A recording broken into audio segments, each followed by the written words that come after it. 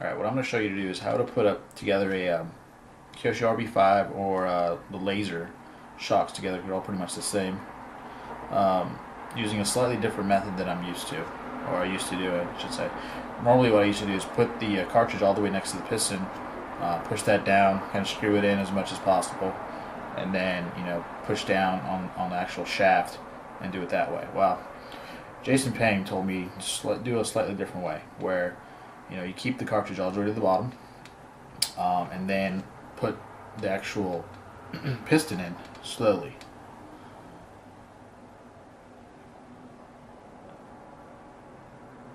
It should expel enough oil to the beginning, so it should make your life a little easier as we go forward. Something of note, there is a channel on the actual cartridge. That's where the majority of the oil will come out, so you'll want to take note of that as well, because we're going to be using that later. Speaking of that, with the actual end of the shock, I always put that facing the same direction as the channel, because towards the end of this, you'll see why. So as you screw it in, always taking note where the actual channel's at. Screw it in slowly.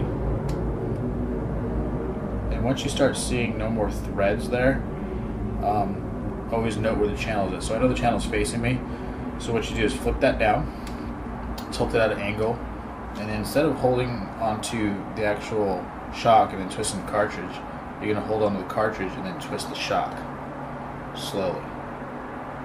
What this will do is actually uses the channel to get rid of all the excess oil.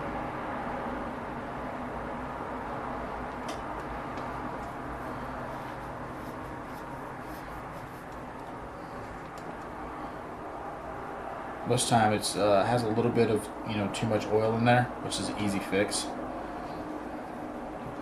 All you have to do is just back off the shock just slightly. What I do is I see how much it comes out or it doesn't want to push in, and it kind of gives you a little spacing there. What I do is I just back it out just a little bit, enough to where I can get excess oil out. And with that spacing, I just push it in. And then from there you should have perfect. Shot goes in easy, pops out. That's it.